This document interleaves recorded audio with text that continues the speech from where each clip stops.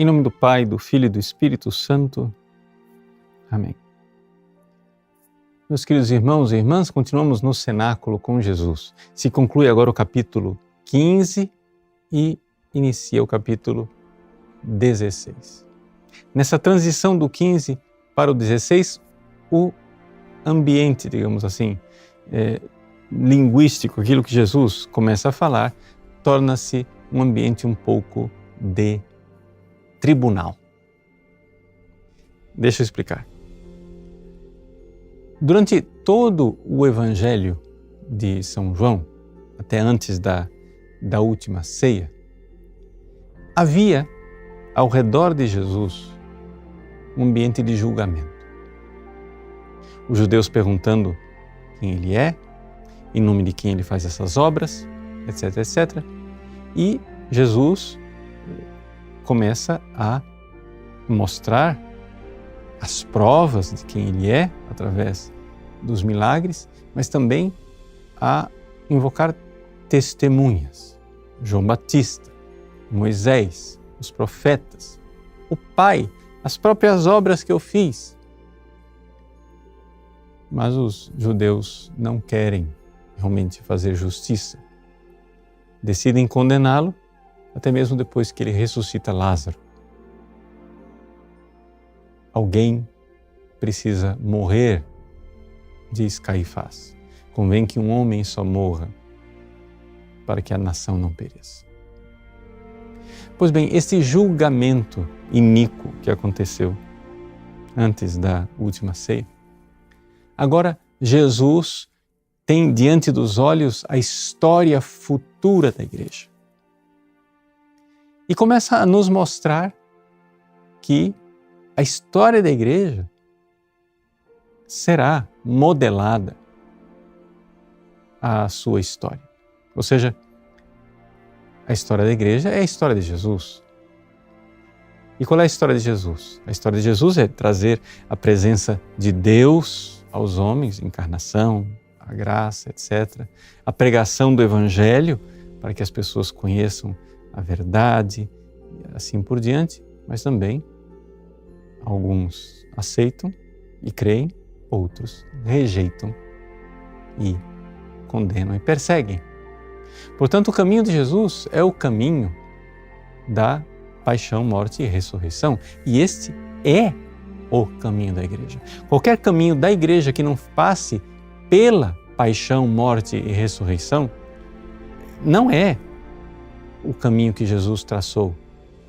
São as nossas fantasias, nosso jeito humano de pensar as coisas. Como Jesus reagiu diante de São Pedro quando ele, ao anunciar que iria morrer em Jerusalém e ressuscitar ao terceiro dia, Pedro disse: Senhor, que isso não vos aconteça. E Jesus, então, olhou para Pedro e disse: afasta-te de mim, Satanás. Pedro não estava pensando como Deus, estava pensando com a mentalidade humana e carnal. Exatamente para exorcizar esta mentalidade humana e carnal da sua Santa Igreja, Nosso Senhor, na última ceia, que se dirige aos seus apóstolos e diz que nós teremos, durante todo este julgamento da história da Igreja, um advogado.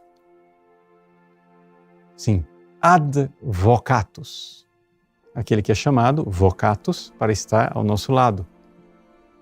Paráclitos, exatamente a mesma coisa, né? Aquele que é chamado, né? Kaleo, para estar do nosso lado. Pará. É esta a realidade. Aquele que está do nosso lado é o nosso defensor. É o nosso consolador. Defensor e consolador são duas traduções possíveis do termo Paráclito, o Espírito Santo. Vamos ver então o que é que Jesus diz especificamente. Colocado esse grande contexto, fica mais fácil a gente entender agora e reler o Evangelho. Quando vier o defensor, ou seja, o advogado, o Paráclito, o Consolador, o Espírito Santo, que eu vos mandarei da parte do Pai, o Espírito da verdade, que procede do Pai, ele dará testemunho de mim. Então essa é a primeira coisa. o testemunho, o advogado, ele dá testemunho, mas não diante dos tribunais deste mundo, em primeiro lugar. Em primeiríssima instância, o Espírito Santo dá testemunho no processo de conversão, se você quiser chamar assim, dentro de nós. O advogado começa por ele.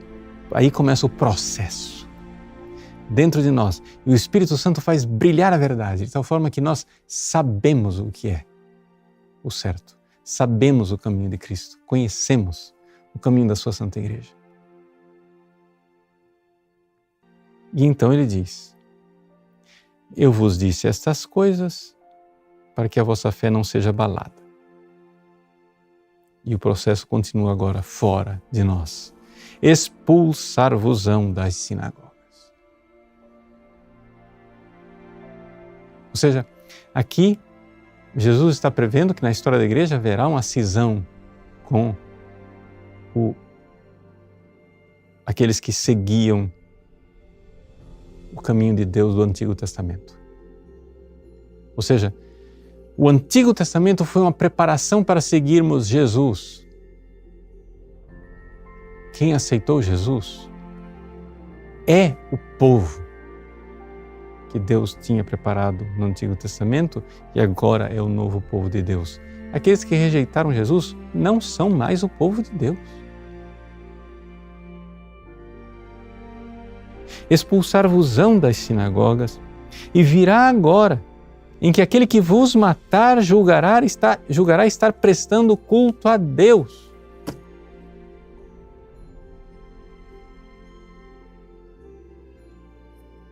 Vejam como isso fala de tantos momentos da história da igreja até hoje. Quando cristãos fiéis são tratados como se eles fossem os infiéis. Os verdadeiros católicos são tratados como se fossem os católicos falsos, os católicos intolerantes, fechados, radicais, etc, etc. Agiram assim, porque não conheceram o Pai e nem a mim. Por que é que não conheceram? Porque é o Espírito Santo, o Espírito da verdade, quem faz com que a gente realmente conheça. E eu vos digo isso para que vos lembreis de que eu o disse quando chegar a hora. Então, aqui Jesus está colocando com suas chamas de amor no nosso coração uma memória de amor, para que vos lembreis. Sim, meus irmãos, o processo continua, mas nós temos um defensor. Confiemo-nos a Ele, nosso advogado, que está do nosso lado, para sermos fiéis a Jesus e ao Pai, que o Espírito de verdade nos revelou. Deus abençoe você. Em nome do Pai, e do Filho e do Espírito Santo. Amém.